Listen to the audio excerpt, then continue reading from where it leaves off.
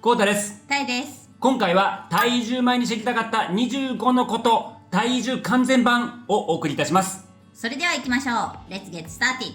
世界中チャンネルで、今回私たちはタイの4都市に住みました。そしてその経験と、タイ在住日本人の方、もう何十人の方にもインタビューをして、移住前に絶対に知っておいた方がいいということをお話しいたします。体重を考えているあなたは、まずこの動画を何度も見てほしいと思えるぐらい体重を完全解説しています。ぜひ最後までご覧ください。それでは皆さん、1番目は何でしょうか1番目は、住む場所をどこにするということです。これはめちゃくちゃ大事。むしろこのタイという国を選ぶというよりも、そのどのエリアを選ぶかっていうのが非常に大事になってきます。本当に。で、タイというのは実は日本の国土の約 1.4 倍もあるんです。だから場所によって物価とか気候とかご飯の味まで全く違ったりします。で、日本人は大きくチェンマイを中心とした北部とバンコクを中心とした中部、そしてクラビを中心とした南部などに分かれておいて、そこに今住んでる方が多いです。我々は中部のバンコク、ノンタブリ、そして北部のチェンマイ、南部のクラビに住みました。多くの日本人はバンコクかチェンマイを選びます。またパタヤにもね、住んでる方もいらっしゃいます。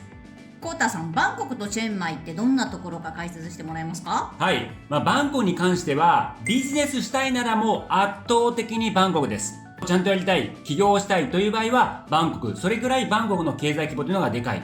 で、一方、癒しの雰囲気が好きで気候がいい中で、特にインターネット、高速インターネットを使って仕事をしたいと、リーズナブルに過ごしたいという方ならチェンマイって感じです。それぞれにどれぐらいの日本人が住んでますか？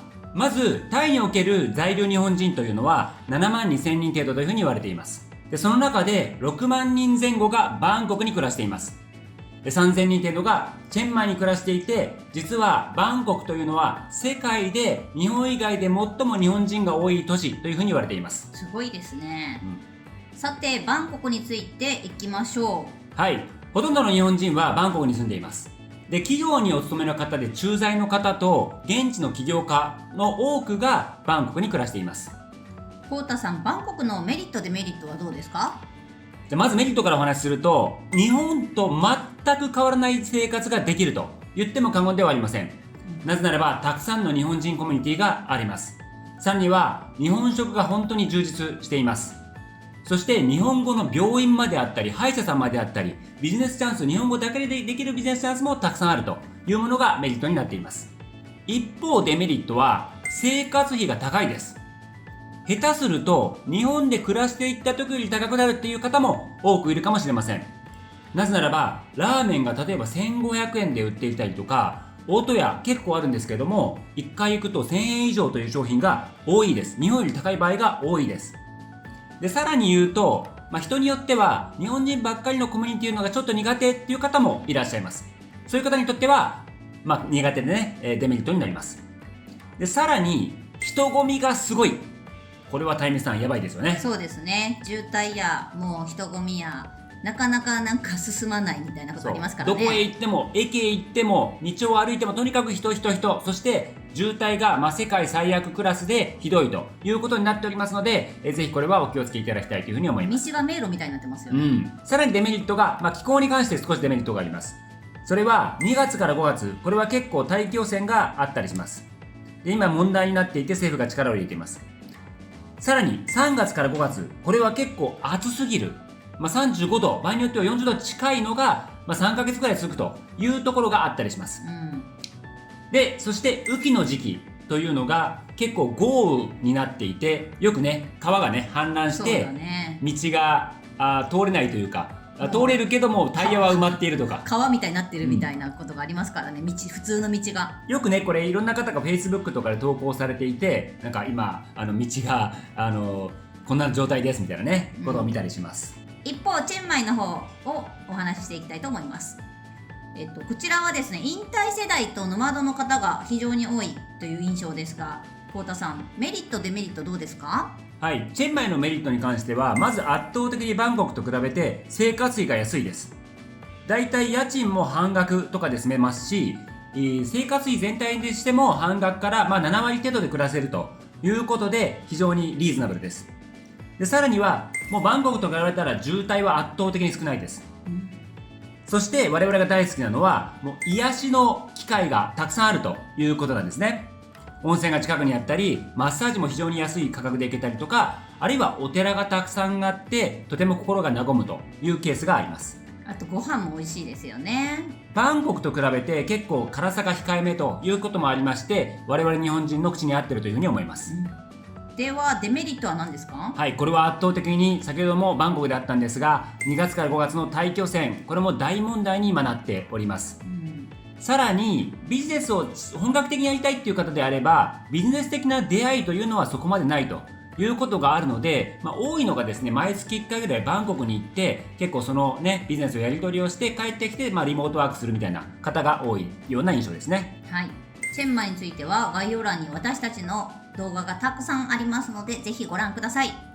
でちょっとねこの辺で移住についてちょっと雑談してみたいと思うんですけど、はい、やっぱり我々が移住するのにおすすめがこのプチ移住ですよね。そうですね。なんか本格的になんか全部家とかねなくしてもう住んじゃうというよりも、まずは1ヶ月2ヶ月そう住んでみようと。なんだったら2週間とかでもい2いから、週間でも10日でもね、会社員の方であれば有給使ってできる限りちょっと住んでみてどうかなっていうのをまず確認してほしいですよね。実際に合ってるかどうかは住まないとわからんという、しかもそのなんていうの、場所によってさ、住むなんだったらもう地域だけじゃなくて住むそのコンドミニアムとか物件とかね、それによっても全然違うから、快適性が。同じチェンマイというとしても旧市街だったりナヘミだったり全く違う色があるので、まずはちょっとプチ移住してみて、でそこで判断していただければなというふうに思うんですね。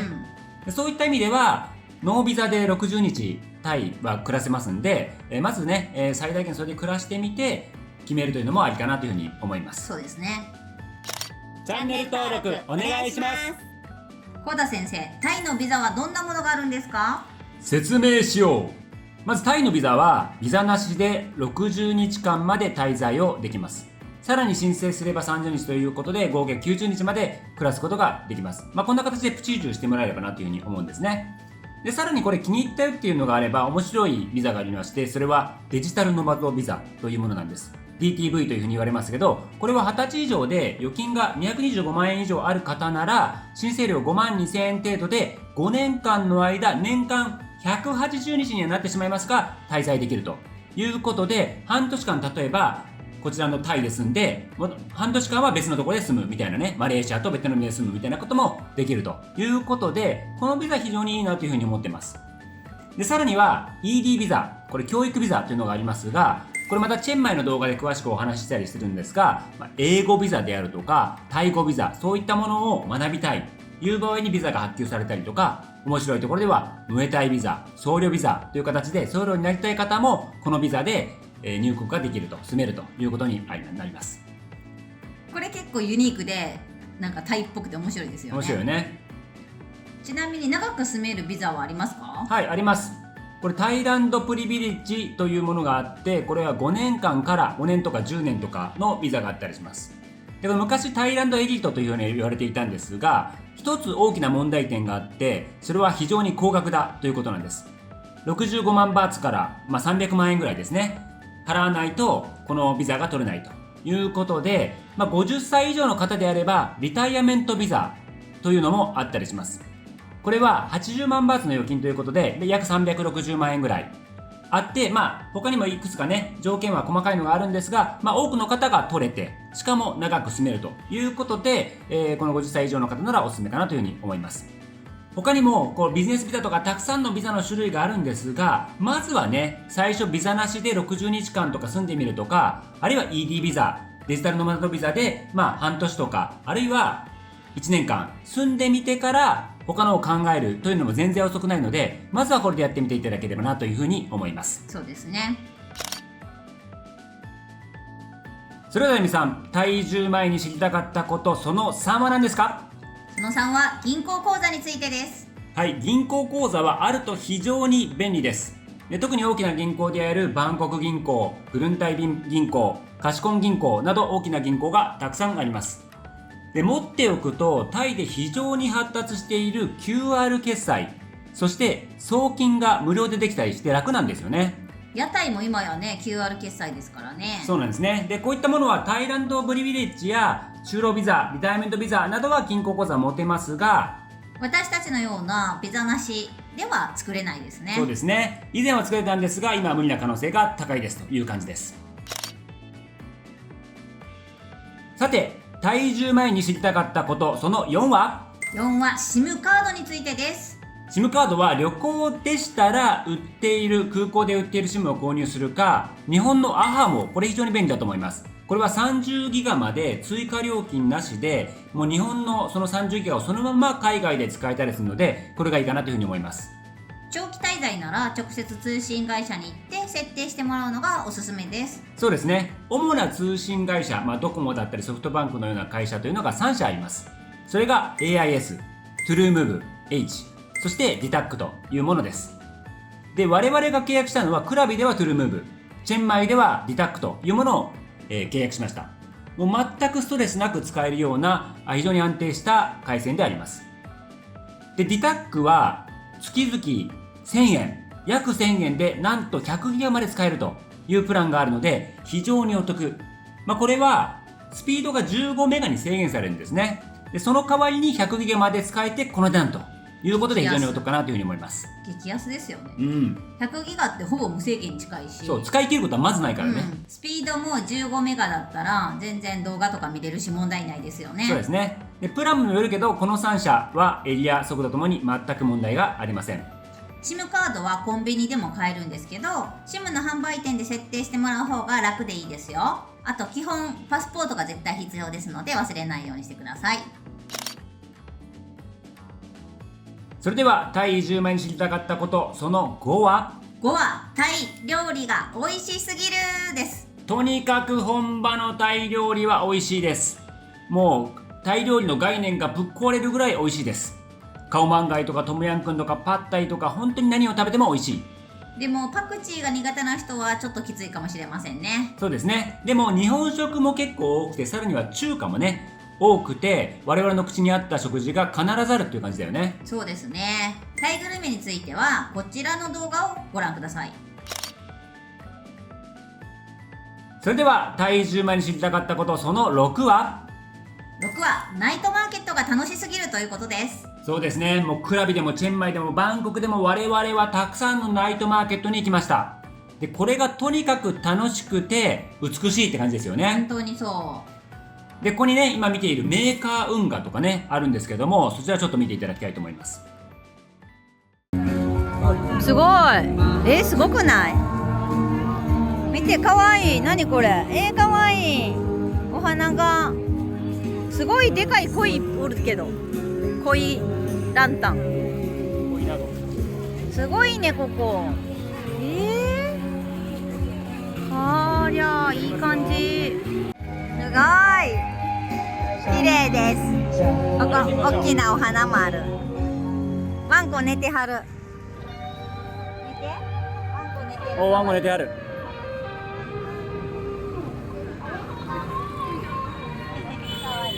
チェンマイは夜ですね。やっぱりチェンマイの夜の魅力が果てしないです。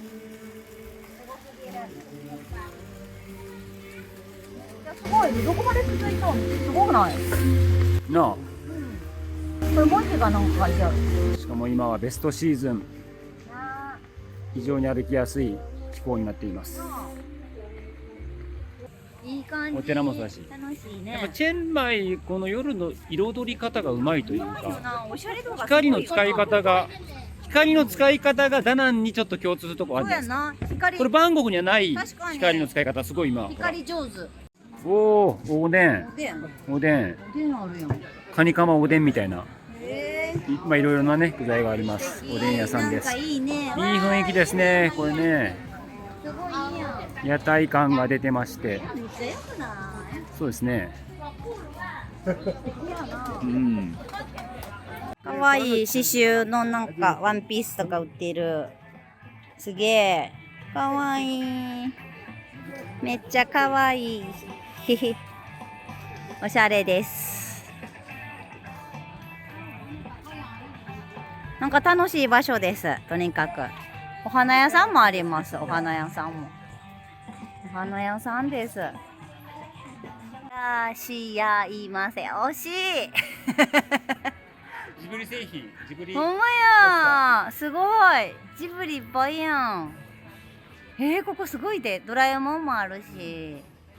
めっちゃ、ほら、すごいで、これ。かわいい。ラピュタあるんやけど。すごいで、こうたん。ラピュタもある。ほら、昔のポスターのリバイバル的なやつかな。35バツ安いじなあ。安い。かわいい。全部ジブリのやつ欲しくなる、これ。こんばんはって書いてあるおでん屋さん。ちょっとこれ見て、これかわいくない？なにこれ。かわいい。アングリーバードや。すごい。素敵。すごい。いい感じやん。ほんとや。めっちゃ日本語書いてあるやん。いい味出してるね。かわいいコーヒー屋さん。ようこそって書いてある。めっちゃ日本語いっぱいやん。すごいかわいい。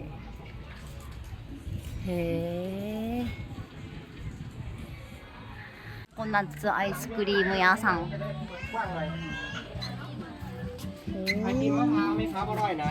コナッツアイスクリーム。ココナッツアイスクリーム。猫ちゃんいた。あら。かわいい。猫ちゃんいたね。かわいいね。で、こういった夜の雰囲気、ナイトマーケットが毎日どこかでイベントをしてるって感じでとっても楽しいです。そうですね。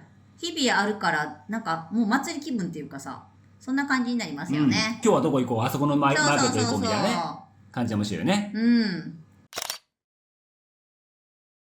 続いて、体重前に知りたかったこと、その7は？その7は、太鼓式マッサージの気持ちよさです。もう滞在中何度もというか何十回も通っていたよね。はい、もうポイントカードまで。そう。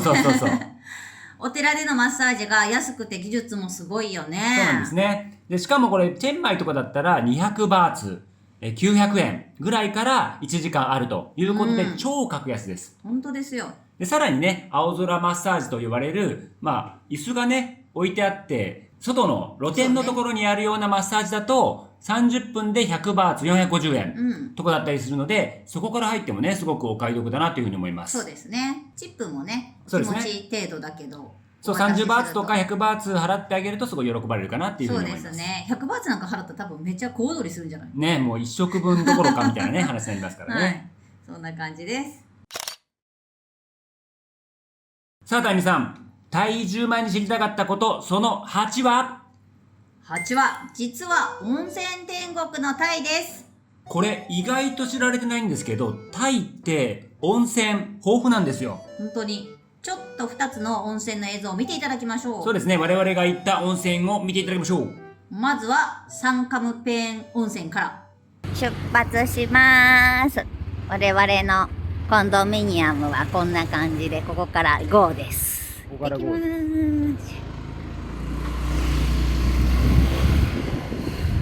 バイクで GO。何やったっけそれ。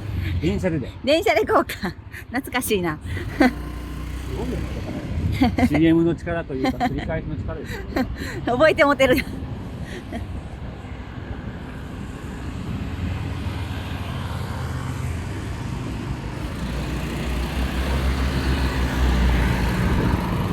旧市街にやってきました。これからどうするんですか、坂田さん。まずは腹ごしらえランチになります。やったー。カツキッチン、すごい美味しいです。めっちゃ人気だもんね。はい、ご飯が来ました。私が頼んだのはトムヤムパッタイというパッタイプラストムヤムの味。で、たゆみさんは何ですか？初めてのパイナップルカレーっていうのを頼んでみました。はい、行ってみましょう。もう香りがさ。だってもうパイナップルとカレーって好きなものだけだから絶対うまいんじゃないですか。これ絶対正解やと思う。だってな、来た途端に香ってきたやつがもう好きな香りやと思う。行ってみてください。ココナッツカレーにパイナップル多分入ってる。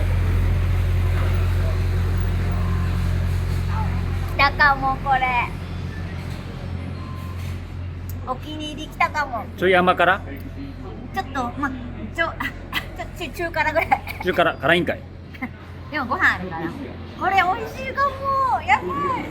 私の大好きなトムカーガイとにパイナップル混ざったみたいな。じゃあ酸っぱいの？じゃあちょい酸っぱ。ココナッツちょっと酸っぱいパイナップルカレー。パイナップルカレーは一応私今回はチキン頼みましたけど、いろいろ選べます。ポークとかポーク、チキン、ビーフもあったんかな知らんけど、とにかく肉は選べます。でほらゴロッとパイナップル入ってるし、あと台湾もこういう風にねハーブがいっぱい入ってたりとか、あとこれほらパイナップル、すごいな。どんだけ入ってるの？パイナップルとこのチキンの量が凄まじいです。それ100バーツだろ。 80？ 80？ 安い。確か80バーツぐらいやったと思う。そこ見てメニュー激安やで。シワ32、350円ぐらい。信じられません。はい、どうですか？うまい、このもやし。もやしか。もやしがうまい。うまい。美味しい？トムヤム。パッタイは有名だからね。みんなトムヤム来たら。パッタイはそんなに。そうだよね、あんまないよね。みんな来て食べたら誰でも好きな味してる。はーい、食べてきました。どうでしたか？最高でした。ここのカッツキッチン本当に安くてうまいから、もう絶対チェンマイ来たら来てください。すごいよね。だってさ、400円ぐらいやったっけ？400、そうやな。100円いかないぐらいです。一人そんな感じでめちゃくちゃうまいです。ということで次は温泉に向かいます。さあ行きますよ。信じてるあなたでぐらいになって何度も何度も。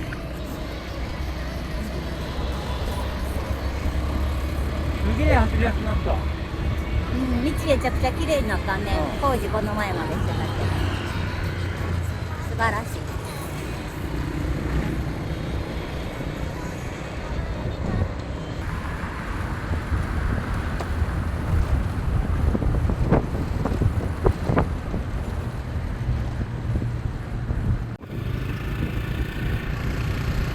山もあるね。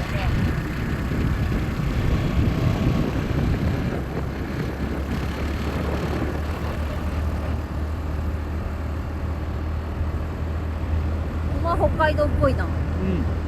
牛もいるしな。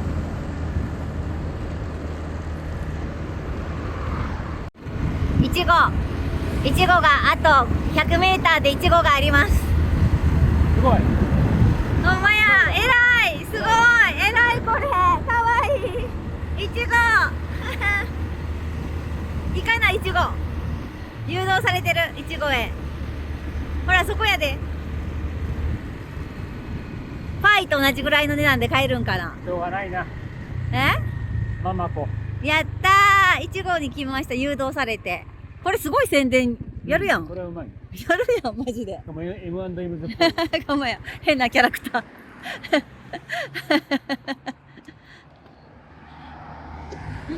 いちご屋さん。さていくらなんでしょうか、いちごは。これ辺も全部いちごじゃない？しかも結構いちごブランディング頑張ってるな。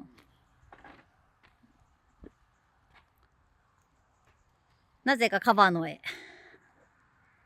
お、見て、こうたいちごジュースもある。いちごジュースは35バーツ1本。で、これが普通のノーマルいちご。量多いで。100とか160とかやわ。乾燥いちごは150。めっちゃ綺麗な、もう一個のいちご屋さん来た。なんかすごいで、これ。映えやで、ここ。すごい。うわ、すごいやん。はあ、すごい。何ここ。映えてる。すごすぎる。はい。いつものタイミさんの我がママ子によって30バーツで入れるそうです。あ、鶏おる。本当だ。ちょうどいい休憩なとこにあるな。これで払っていい？いちごワイン。うん。いちごワインやいろいろあります。250ずつから1000円ぐらいで、安いよ。うん、1000円ちょっと。これ料理はいらないな。謎のせっかくおしゃれなのに。なんかいきなりなんかジャパンになる。ジャパンになってる。でもいちごすごいよ。いちごブランディングが。いちご椅子。いちごブランディング。タイミさんがとにかく映えたいようです。すごいもんだってここ。温泉へいつたどり着くんでしょうか。だってさ、1人30バーツ払ってるってことは120円ぐらい払ってるから、うん。取り返さなあかんから。うんうん。これが取り返すという行為なのかどうかはよくわからんが。映えて取り返すって。はあ。何やはって。すごいなこれ、綺麗やな。うん。では帰りましょう。なんか偽鳥居みたいなのあるで。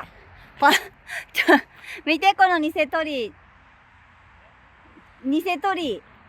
なんか多分パイプ、雨どいとかのパイプで作ってんで、上。なかなかなことしてます。でももうこれ到着ちゃう。おー、ついに来た。イエーイ。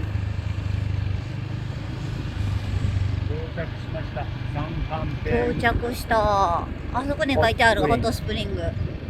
ここに入っていけばいいんだね。あ、バイクはここ。うん。ここでバイクは止めるらしい。大丈夫かな。民間のいろいろな。偽物じゃないやろうな。偽物じゃない。偽物ではないけど。だってあれあるやん、たまにほら沖縄みたいにさ。ここって。ここって言われて、全然もっと奥にもあるのにみたいなパターンじゃない？なあ、騙されてへんかな。ひとまず止めました。まあ20バーツやから安いよね。三冠パエングホットスプリング着きました。ここに今から温泉です。楽しみです。大人100バーツで行けるみたいに。なんかお坊さんが。お坊さんもちゃんとお金払ってます。お金払ってお坊さんが温泉入るんや、お坊さん。お坊さん集団が後ろにいる。バスで。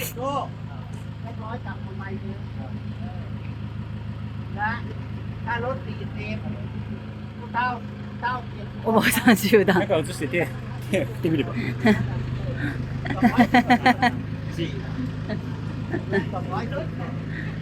んなめっちゃ指示受けてる。お坊さんがめっちゃ指示してる。縦社会感が出てます。縦社会感出てます。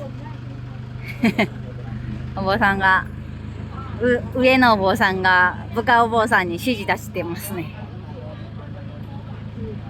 楽しみだね。見て。多分これあれだ。ん？タイ人は40バーツ。ああ、そういうことなんや。外人は100バーツ。そういうことか。と思われる。こんなんやんがあるんやろ。すごいやん。宿泊もできるし。めっちゃ楽しみやな。そう、こういう。何が始まってるんや。今日はだ。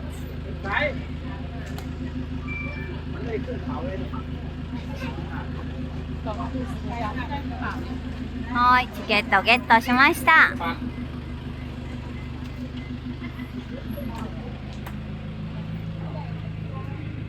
はい、でも450円で入れてくれてありがとうございます。なあ、安いな。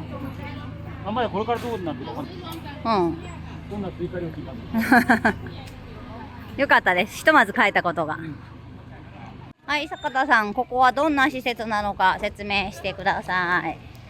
説明しよう。ここは天然温泉で、硫黄を含む成分が特徴です。そうなんや、硫黄。だから、リラックス効果、そして皮膚に良いと。肌にいいんだね。いうふうに、ね、コータ GPT さんは言っています。で、なんとここには個室の温泉があるらしくて、ここちょっと行けたら行きたいですね。そうだね。はーい。温泉着いたみたい。足湯もあります。そうなんや。足湯、ほんまや。楽しみ。なんかもくもくしてるやん、奥の方。あれ温泉かな？あれ温泉ですか？ほん源泉系じゃない？源泉かな？地獄谷みたいすげえ。な。起き出してる。うわ、ほんまや。すごいやん。めっちゃ吹き出してるやん。あれっちゃいでやってんだと思うけどな。偽物夢とかいいんじゃなくて。あれガチ？温泉なの。煙出さしてるわけじゃなくて。それは違うと思うよ。ほんまに？さすがに。さすがにやってへん。夜は映えそう。すごい。なかなかテーマパークになってきた。なんかテーマパーク感すごい。すごい。ほんまかんかな、これ。果たして。温泉のサムネ撮んなきゃいけない。うん。ここなんかめっちゃいいんじゃん。吹き出してるし。おー、ゴーゴー言ってる。しかも、ほら、硫黄の匂いが。硫黄の匂いする。これガチみたいですね。はいはい。うわー、熱っ。温度結構感じる。すごいです。はい、これ温泉吹き出してますけど、やばそう。温泉卵作ってる人います。本当だ。売っとったもん。あ、そういう意味か。そう。だと思ったんですよ。本物が吹き出てた。疑ってごめん。危ないと書いてあります。すごいやん。なかなかなこの周辺の温度感がすごいで。ね。結構暑いね。105度って書いてんで。ほら。なんと105度らしいですよ。吹き出してんの。めっちゃ暑いやん。では、早速温泉入りたいと思います。うん、50から55度。ここもできるっぽいよ。ほんまや。あっちは40から50度の足湯。なんかここ楽しいね。いろんなのがあって。いろんな施設になって。すげえ。足湯やん。さあ、入ってみましょう、大美さん。はい。もうなんかね、暑いからね。うん。常に暑いね。足を温める必要性はなさそうな感じな、今のところ。いや、それはまた別の話ですから。暑あ、あ、だんだん多分、あっちの方に行くに従って、多分、暑さが和らぐんじゃないかな。意外と暑いね、これ。ねえ、暑いよね。暑い。暑い。なんかわからんけど、数字やってます。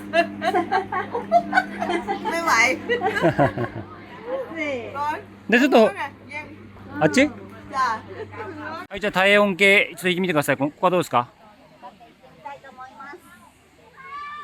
体温計。いいね。おー、いいですか？ベストです。じゃあ、ここで。気持ちいい。しばらくゆっくりしたいと思います。めっちゃ足湯やん。天然の温泉やで、これ。硫黄とか入ってるって言ってたから、お肌ツルツルになりそうな気がする。嬉しいな。いいですね。いいですね。ほっこり。あ、足湯ですわ。久々じゃない？足湯とか。足湯は久々だね。なあ、めっちゃいい温やん。泉自体も。そうやんな。あれ、温泉自体どんぐらいぶり？なあ、温泉。あれだって日本で入ってないから。入ってないかったっけ？だって、あれしかまあ入ってない。、スーパー銭湯は入ったけどね。だからあれしか書いてない。そうやな。気持ちいい。最高や。さて、温泉施設はどこにあるんでしょうか。で、どこなんそっちじゃないんじゃない？逆方向だったんで戻ってます。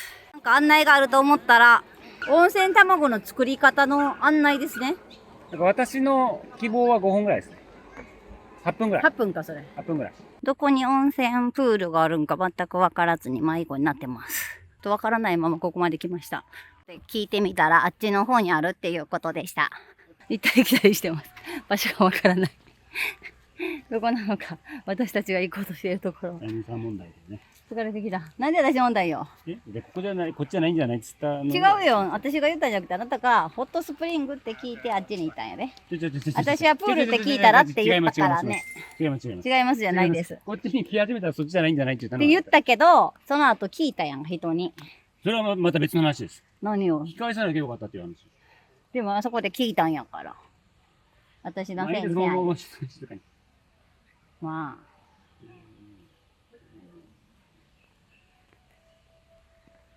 人のせいにしてます。はい、タイミさんが犬かきをしています。泳いでいます。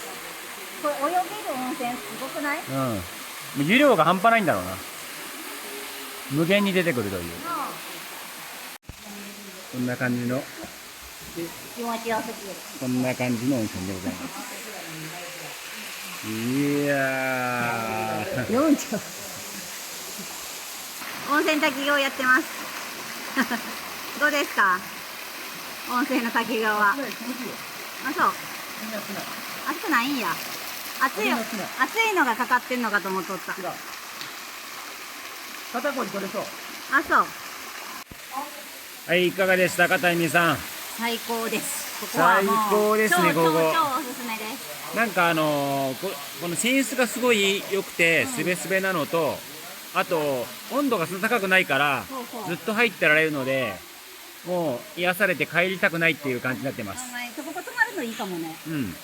そうロッジもあるし、キャンプ場もあるから、できるそれもおすすめしたいと思います。ここまでチェンマイから何分かかりましたか？まあ約1時間プラスタイミさんのわがまま。なんでよ。わがままいちご屋さんによって。まあ20分30分、まだ1時間半見とけばいいかなって感じですね。他ね、旅行の人が来るかもしれんからさ、同じぐらいかな。車だったらもっと早い。ね。ということで、バイバーイ。こちらね、もう足湯も気持ちいいし、プールがね、もう全部が温泉。そう。白い乳白色の。めっちゃ贅沢だよ。お湯がね。でもめっちゃ温まるし。プール温泉ってすごくない？そうそうそう。贅沢に使いまくってて、日本やったらあんまりないかな。ないよね。温泉全部がプールっていうのはないよね。続いて土井サケット温泉です。この今旧市街ここにいるんですけど、旧市街2万ヘミ、そして、場所はここです。結構距離あるやん。ありますね。ただその前にここのご飯プラスお寺に行くんで、まずはお寺にセットします。よいしょー。29分 ?30 分ぐらいかかるんや。30分ぐらい。うん、ちなみにこのスマホ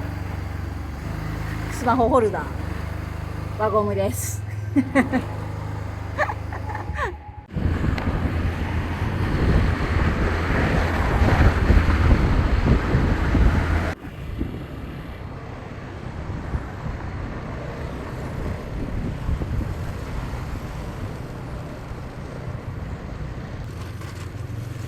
すごい入り口やで。これはすごい。歓迎されてます。すごいな。ほんまや。口紅してるやん。2倍にしたら。見えるかな。口紅してるの見えますか？どういうことなんで口紅しとん？見える？口紅してんの。めっちゃ口紅してる。3.2？ めっちゃおもろいで。どうしたんこれ。口紅してあげようかなって思ったんかな。ここもジェンダーなんですよ。ジェンダー。ジェンダーを受け入れますということ。そういうことなん。どっちなんこれ。どっちとかないんだよ。ないんかもう性別はないんか。すげえ。最高です。わあ綺麗。すごい。なんか背中にさなんか背負ってるで。パーみたいなやつ。竜のヘビかな。ドラゴンっぽくない？なんかすごいで、背中に背負ってるやつ。すごすぎます。すごい。これ見て、お供えしてる。お金お供えしてるわ。1、2、3、4、5。100バーツ飾られてます。お供えしてます。はい、ここはワットプラダットドイサケットです。まあ待ってやみたいなポーズ。大阪人のやつじゃないですか。まあみたいなポーズして。ちちょ待ってやって言うて。すげえな、金ピカ具合が。いきますか。すごいですな、こりゃ。何段あるかわかりませんが。こりゃすごいね。すごない？こっち、涅槃がさ、顔ないで。あれ？どういうこと？あ、壊されたパターンかもしれない、もしかすると。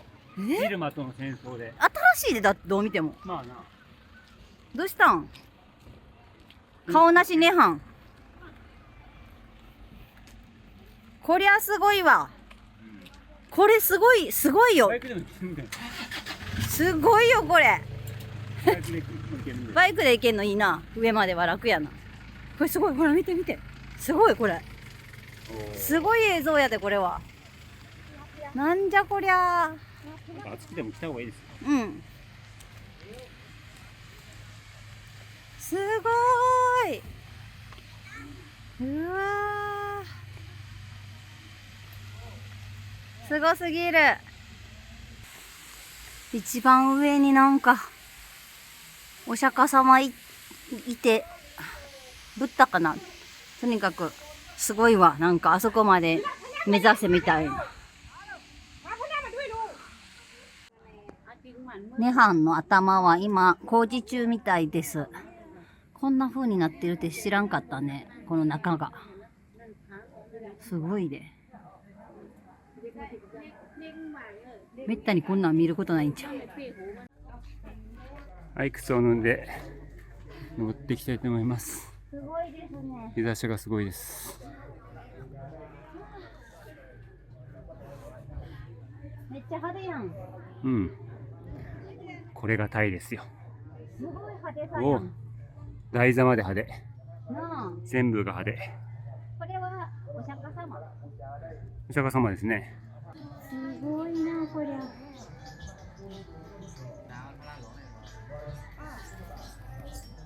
すごい景色や。うわー。すごいな。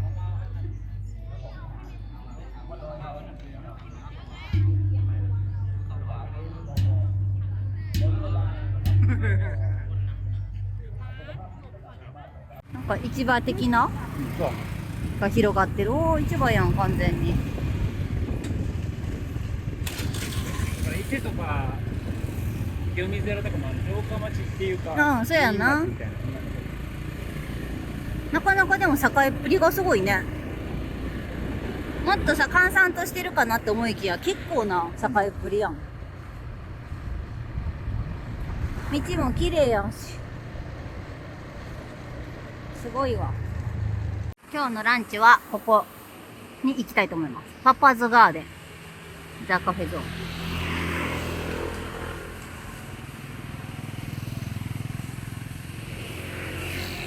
いいね。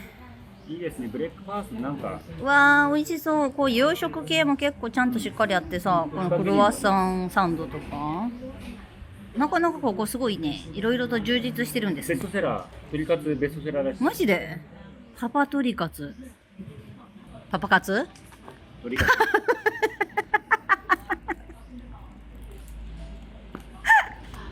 まあでもパパカツ当たってる。パパ鶏カツだから。パパの鶏カツだからパパカツでしょ？略して当たってますよ。間違えた。当たってます。なんでかスッと出てきてもた。当たってます。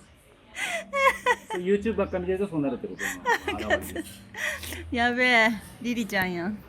はい、ベストセラー。和食風。パパチキンカツ。略してパパカツ。鶏カツ。パパ鶏カツ。略してパパカツが来ました。これがベストセラーナンバーワンらしいです。食べてみたいと思います。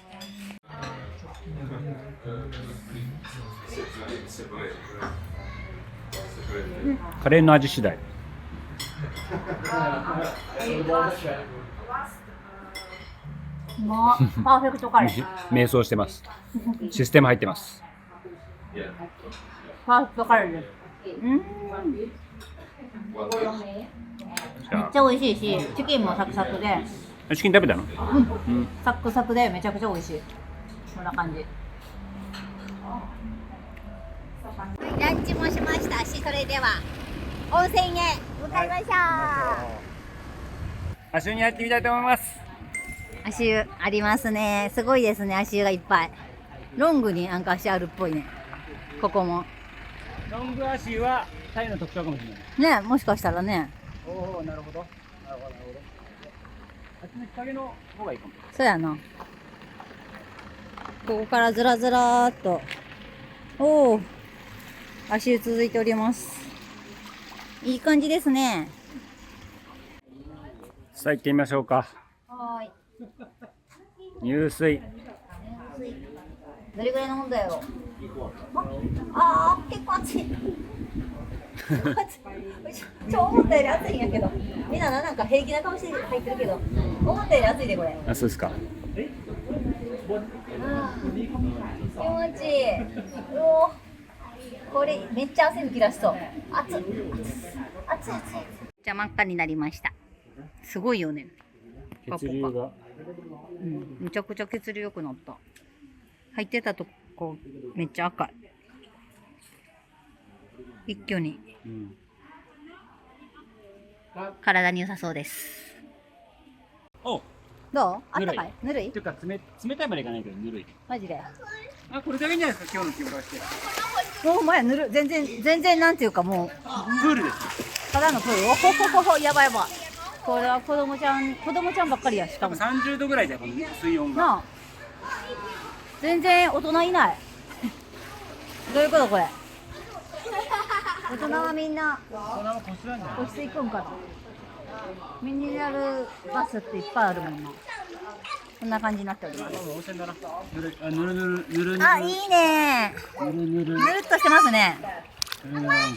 いい感じ、気持ちいいです。子供がめっちゃはしゃいで飛び込んでおります。さあ、タイ10枚に知りたかったことその9は9は何と言っても猫天国。はい、タイには至る所に猫がいます。にゃんこ天国なので、私のような猫好きにはたまりません。そうですね、ちょっとした路地だったり商店街なんかに行くと大体いるという感じですよね。可愛がられてますね。だから猫アレルギーの人はちょっと苦手かもしれませんが、もう猫大好きな人にはとにかくたくさんいて、しかも人懐っこい猫も結構いると。本当にもうすぐね、降伏してバタンっつってね、倒れてきてはい何でもしてください、触ってくださいみたいなね、可愛いよね。猫もいますよね。さて、それではタイ10枚に知りたかったことその10は離島の美しさがやばい。とにかく美しい。もうこれは見ていただくしかないんですけれども、有名なところではピピ島とかタオ島とかプーケットっていうのがあったりします。でもタイにはもう無数のこういった離島があって、例えばサメット島とかボタ島とかチキン島とか、全然有名じゃないんだけど、もうとんでもなく美しいというところがあります。本当にぜひ移住したらタイの離島巡りしてほしいですよね。もう移住してもしなくてもぜひこの離島巡りだけはしてほしいというぐらい綺麗な海がたくさんあります。さて、タイ10枚に知りたかったことその11は11はお寺がかっこよくておしゃれです。いや本当にね、 70% 以上が仏教徒で、しかもこの仏教というのが日本とはちょっと違う流れの仏教なんですね。テーラーワーダー教というふうに言われていて、これは、南インドとかスリランカとかそういったものを通ってきた仏教なんですね。日本の場合は北を通って中国ルートで回ってきたのが日本の仏教になります。ですからちょっと全然このお寺の作り方が違うということで、このテーラワーダー教の特徴はもう仏像が華やか、お寺が華やか、金ピカだったり真っ赤だったりして、それはまた日本のものもいいですが、こちらのねタイのものもすごくいいなというふうに思いますよね。そうですね。夜のライトアップもすごいし、お坊さんが至るところにいてさ、それもなんかすごい風情があっていいよね。そうタイというのは結構やっぱりお坊さんが敬われていて、いろんなところで歩いているけれども、いろんな人が手を合わせながらねその方の通過を待つというのをたくさん見た光景であります。さて、タイミさん、タイ10の前に知りたかったことその12は12はタイの季節に注意です。これはねやっぱり頭に入れておかなければいけません。すごい快適な季節と不快な季節が結構分かれてるよっていう感じだよね。移住にするにしても旅行でも絶対重要なことだね、これは。そう、しかも中南部、バンコクとかを含めた中南部とチェンマイをはじめとした北部ではだいぶ気候が違います。で、6月以降の雨季の季節というのは中南部非常に雨が多くなります。川の氾濫も年1回から数回あるよね。よくなんか、テレビでも流れてるし、Facebook とかタイ在住の人たちが投稿してて、きっとね、みんな慣れてるからなんか笑いながら投稿してるって感じだよね。はい来ましたみたいなぐらいの、すごいですね。沖縄の台風みたいな感じですね。バンコクを含む中南部の3月から5月の初期は注意です。連日40度近くになりますよ。そうですね。一方北部は雨は少ないんですけど、2月から5月というのは大気汚染があるというような、これは南部も一緒ですけどありますと。でさらに北部冬は意外と寒いです。朝が15度ぐらいということで、タイミンさんもねたまにダウンとか朝着てたりして、結構寒かった、というような印象ですね。はい。そして体重前に知りたかったことその13は水道水が飲めないということです。はい、これは東南アジアほぼ全てと言っても過言ではないですが、水道水は基本飲めません。ですからペットボトルもね結構大きなものが売ってますし、ウォーターサーバーというのが届けてもらう家庭もありますし、さらには5バーツ程度で水を入れる、これ名前なんていうのか、水の自動販売機なんですかね、そういうのがあったりするので、ぜひそういったところもご活用いただければと思います。第10枚に知りたかったことその14はトイレットペーパーが流せないということです。そうですね。これは東南アジア結構多いんですが、基本的にトイレットペーパーをそのまま便器に流すことはできません。で、これはですね、こんな感じのゴミ箱がついているということがほとんどです、トイレに。で、そこにこの使い古しの紙を入れるということが、東南アジア全体の習慣であります。そうですね、海外行くとき大抵そうなってしまうっていうことが多々あると思うんですけど、最初はやっぱり戸惑いますよね、つい間違って流してしまったらどうしようとかってなることもあるから、たまにありますけどね、でトイレットペーパーに関しては飲食店でもトイレットペーパーがないところもあります。そうですから、ポケットティッシュはね必ず持っておきたいという感じですね。さて体重前に知りたかったことその15は物価が意外と高いなっていうとこですね。そうですね。20年ぐらい前によくタイとかに来てた人はめちゃくちゃ安いっていう印象があるかもしれませんが、近年タイは大発展しています、ですからどんどん値段が上がっている。なおかつ皆さんもご存知の最近の円安です。でしかもバーツが非常に高いということが起こっているので、物価がね以前よりは安いと感じられないことが多くなりました。 1.5 倍ぐらいになってるよね。場合によってはね、バンコクの和食は日本以上に高いです。ラーメン1600円とか、和食ではないですけどチーズケーキ1切れ1000円とか普通にありますね。もう表参道かみたいな。これで売れるということで置いてあるのがすごいよね。いやすごいですね、ほんとそう。でも一方もちろん安いのもあります。それはローカルの人たちが食べている食事とかですね。でこれは1食150円とか200円ぐらいからあって、例えばこちらのカオマンガイというのは50バーツ225円ということで、こういった形で食事もできますよという話ですね。そうですね。ローカルフードは安くて美味しいですね。で住宅もチェンマイならば月5万円あればプールジム付きで、暮らせるということで、まだまだ日本と比べたら安いものも結構あります。でチェンマイなどの北タイは南部に比べてかなり安いので、コスパを考えたら北部がおすすめかなというふうに思います。住居についてはこちらのチェンマイの地獄宿天国宿動画をご覧ください。これぜひ面白いから見てほしいよね。はい。タイ10万に知りたかったことその16は両替についてです。はい、これも旅行だったり移住だったりするところの大きなポイントだと思うんですけど、まずやめといた方がいいのは空港両替です。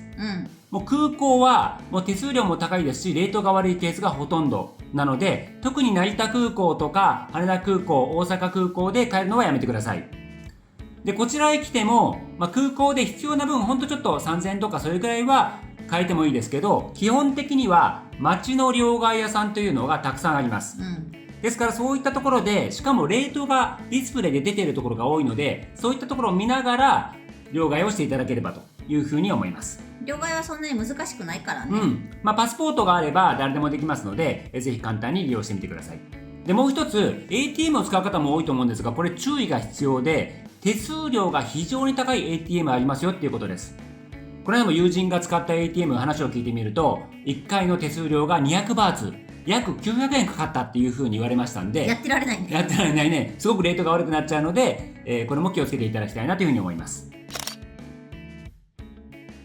さて、体重の前に知りたかったことその17は、街中の交通手段をご紹介していきます。はい、これも気になるところだと思います。まず一番リーズナブルなやつとしてソンテウというのがあったりします。でこのソンテウというのはトラックの荷台を改造したね、赤いものが多いですけど、そういった長いベンチシートがトラックの荷台についています。で多く街を走っていて、ローカルの方々が主に活用しています。でタイミさんはね、これも乗ってみましたね。はい。感想はいかがですか？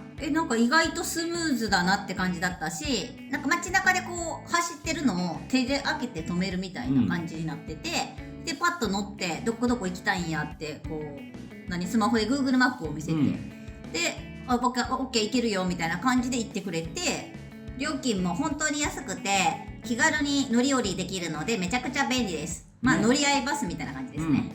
さあ続いて、もうこの動画を視聴されている方ならよくご存知だと思いますが、グラブです。めちゃくちゃ便利なんで、このアプリはぜひとも入れていただきたいと思います。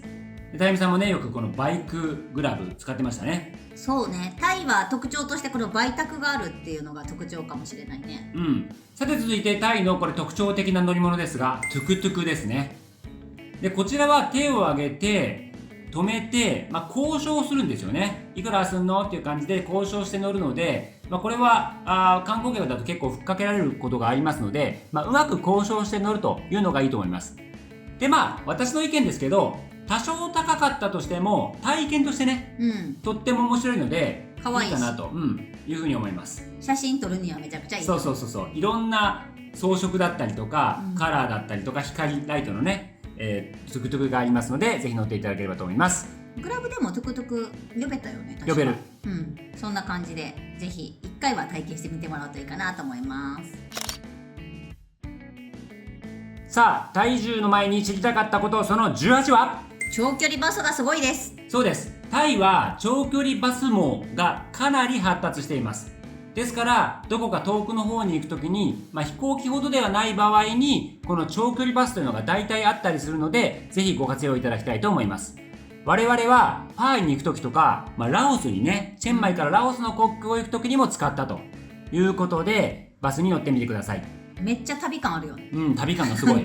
もう車窓がね、やっぱりいろんな景色を見ながら旅行ができるので、それも楽しいかなというふうに思います。バスなかなかボロボロだったりとかして、それがまた物もあるということね。それがまたちゃんとしたバスもあればね。そうそれがまたなんとも言えない旅感。で体重の前に知りたかったことその19は、バイクの快適さです。そうですね。これも我々の番組の視聴者ならわかるかと思いますが、とにかくバイクは快適で楽しいということです。もうクラビでもチェンマイでも借りることができました。でありえないくらい快適で、もう長期間住むなら買ってもいいかなというふうに思います。私なら買いたいなと思います。もちろん安全運転でね。そう、これが大事。結構ね、いろんな方々がノーヘルで運転していたりとか。ヨーロッパ人はかなりノーヘル率高いよね。いや、もう現地の人もノーヘルでね、やってたりとか、あとはビュンビュンね走ったりするので、とにかく安全運転でという条件であれば非常に便利ということですね。ただしバンコクはやめた方がいいよね。そうですね。これは道が非常に混んでるというのもあるし、その道をかいくぐってローカルのすごい腕がね、達人の人たちがもう、いや、あれすごいわ。ビュンビュン来るんで、気をつけていただきたいなというふうに思います。なかなかな運転技術を持ってるからね、現地の人たちは。さあ、体重の前に知りたかったことその20は、ショッピングモールの発展に感動します。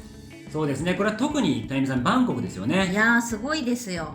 セントラルグループとかいろんなものがあるんですけど、このねショッピングモールは若者に向けに作ってあるから、日本とは全然印象が違うよね。違う、めっちゃ楽しい。なんか商品の点数も多いし、お店ショップの数もめちゃくちゃあるし、なんか日本の百貨店ってさ、あんなでかくないやん。でかくない。そうだからイオンモールとデパートと全然違うんだよね、日本のそう比較すると。まさにエンターテインメントプラス若者向けのお店がたくさんあって、とにかく若者を楽しませるなんか仕組みというか、いろんなのがあるということで、これはぜひ見ていただきたい。めっちゃ可愛いですよ。なんかギャラクシーの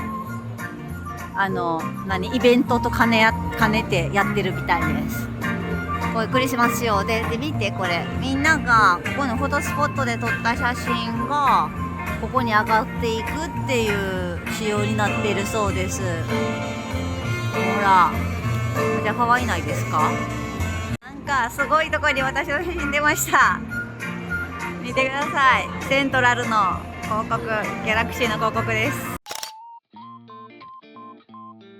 体重前に知りたかったことその21は21は日本の食品はスーパーで手に入るということです。そうなんですよ。味噌であるとか豆腐であるとか醤油であるとかカップラーメン、日本のお菓子も何でもあるっていう感じです。もちろん日本に比べたら少し高いものがあったりとか、場合によっては3倍するものがあったりするんですが、日本食に困ることがまずないという感じです。バンコク周辺なら日本食のスーパーいくつかあったりしますしね。そうですね。これは富士スーパーというのがあったりしますし、チェンマイとかであってもスーパーに行ったら、豆腐があったり納豆があったり、本当に何でもあるという感じですよね。日本食置いてあるコーナーみたいなのもあるしね。そう。特に現地の人は日本食も結構好きな人が多いので、日本食が置いてあるケースが非常に多いです。ラーメンとかね。ラーメンとかありますね。日清のね。はい。体重前に知りたかったことその22はセブンイレブンが多すぎて便利です。そうなんですよ。これ日本って結構セブンイレブンのイメージあるかと思うんですが、実はタイというのは人口比で比較すると日本以上にセブンイレブンの件数多いんです。もう本当にちょっと歩けばセブンイレブンに当たるって感じでね。いや本当にどこにでもある。安心。こんな田舎にもセブンイレブンあるのっていうところにもありますから、もうその面では全く気にする必要がないというのが我々の便利さのね、印象ですね。なんかセブンあるとホッとするよね。で特にちょっとね違いもあったりして、その違いを見るのもすごい楽しいんで、ぜひねタイに行ったらこのセブンイレブンに行って同じところとか違うところがどこがいいのかっていうのを見ていただければなというふうに思います。体重の前に知りたかったことその23はカフェアマゾンというのがすごいです。これねすごいんですよ。ほとんど日本では知られてないんですが、タイで Amazon って言ったら Amazon.com じゃないんですよ。ではなくこちらの Amazon カフェ Amazon なんですよ。資本関係何も関係ないからね。そうで、なんとすごいのが世界で4600店舗以上展開しているという超一大チェーンなわけなんです。カンボジア、シンガポールにも出店してるし、なんと日本にもあるらしいですよ。そうですね。でこれ行ってみるとまさに Amazon でちょっとジャングルみたいな雰囲気になっていて、いろんな木があったりとか癒しの雰囲気で、さらにその中にカフェがあるような感じでね、とっても雰囲気がいいです。そうですね。もう安定的な世界のスタバ的な、タイのスタバ的なね。そうね。そんな感じの、規模感というか、アマゾンはまたあったみたいな、そんな感じでどこでも見るよね。カフェアマゾンではこういうような物販ももちろんありましてですね、結構スタバと似てますよね。ナッツがあったりとか、これとかなんか59バーツマカダミアナッツ、300円いかないぐらいかな、250円とかで、もちろんこういうドリンクもあるし、バナナチップスとかいいね、なんか美味しそう。そんな高くないからいいな。はい、こんな感じになっております。あとね、ケーキも55バーツだからこれも300円ぐらいかな。あとなんかこのシュークリーム的なやつとか、それからなんでしょうこれ、シューラウンジ、めっちゃカタカナ書いてるやん。シューラウンジ、シューって書いちゃってるけどシューやね多分ね。シュークリーム的なやつかな。こんな感じ。あとこういうボトルドリンクなどもあります。はい。であとこういうなんだろうな、なんていうの、クッキーじゃないわ、あれや、なんていうの、ワッフルか、ワッフルとかもあったり、お土産的な感じで買って帰れるようなものも揃っています。でなんとここは先ほど4000店舗っていう話しましたけど、2002年わずか22年前にオープンして、ガソリンスタンドですね。PTT っていうガソリンスタンドの資本が始めたチェーンで、つまり今もそうですけど、ガソリンスタンドの横に併設されていることが多いと。そうで、今ではもう駅の中だとか、もう本当に街の中の、もちろん空港もあるし、至る所にあるので、今もこの車で2分以内に1店舗ずつあるというようなところなんで、もうどこでも見つかるんで、もう街行ったら Google マップでカフェアマゾンって検索したら絶対に出てくるので、ぜひ行ってみてください。で、クオリティがすごく安定していて、やはりタイのスタバみたいな感じで、ネットも使えるし、とてもノマドワークに向いているようなところです。はい。カフェアマゾンは中に、トイレがなかったんで、公衆トイレみたいなのがこういうところにありました。ちなみに、ここの、タイチェンマイに関しては、公衆トイレは、無料で入れますし、すごく綺麗です。それから、注意点は、トイレットペーパーが、ないとこが結構多いので、こういうお店の中とかだったらトイレットペーパーあるんですけど、トイレットペーパーないとこ多いので、持参するようにしないと大変です。一応現地の人はどうしてるかっていうと、ホースみたいな水が出るやつあるんですけど、ウォッシュレット的なやつそれで、洗って済ますみたいな、感じみたいです。はい。タイ10枚に知りたかったこと、その24は、野良犬が結構多くて危険です。そうですね。街の中で野良犬が普通にいたりします。これはチェンマイだろうとバンコクであろうと、結構店の前にね、寝そべってたりしますからね。道の中とか。なんかしたりとかしてこないけど、そう。基本的にはね。そう、全く怖いことはほぼないです。危険って言ったけど、そんなに危険なことを感じたことはないけど、でも注意した方が絶対いい。でもね、たまにね、吠えられるんですよ。マラソンしてるからじゃない。マラソンしてる時もあったし、自転車乗ってる時もあったけど、吠えられて、それちょっと怖かったです。なぜ怖いかというと、実は問題点がありまして、狂犬病の可能性があるということなんです。そうやんな。で、近年結構ね、発生件数、狂犬病減少しています。ですが、かつては年間数百件、狂犬病というのが、患者が発生していました。だから必ず、噛まれたらできれば4時間以内、遅くても24時間以内に何かしら対処しない、血清とか打たないと、亡くなってしまうということなので、気をつけましょうという感じですね。一応注意。可愛い子たちもいっぱいいるけどね。だから万が一、我々もないですが、万が一噛まれたらすぐ病院へ行ってワクチンを打ってもらってくださいという話です。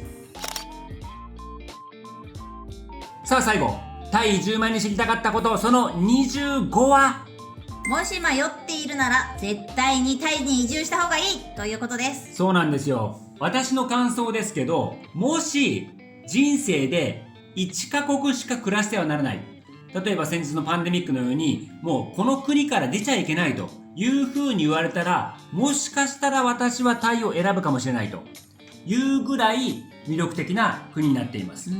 バラエティに富んでるもんね。そうだね。だから国土も本当に広いし、山もあるし、海もあるし、もう大自然の中もあるし、そして大都市もあるしということで、非常に魅力的な国だなというふうに思います。谷さんはタイに対する印象はどんな感じですか？そうですね、本当に大都会、行きたかったら行けるし、めっちゃ癒されたいだったら癒されるし、なんか海行きたいだったら海もあるし、海も山も都会もあるみたいな、なんか詰め込まれてて結構いいなって思いますね。大気汚染と洪水問題、あれが一番のネックになるかもしれないけど、それ以外はもう最高なんではないかなと思います。だからできれば移動型の生活ができるような仕事であれば、クラブに住んだりだとか、バンコクに住んだりだとか、チェンマイに住んだりしながら楽しく暮らせるなというふうに思います。そうだね。以上、本日はタイ移住前に知らなかった25のこと、タイ移住完全版をお送りしました。この動画が良かったらぜひ高評価とチャンネル登録をお願いします。それではまた世界中でお会いしましょう。 See you around the world。 動画をご視聴いただきありがとうございました。高評価、コメント、チャンネル登録をお願いいたします。では次の動画でお会いしましょう。See you around the world。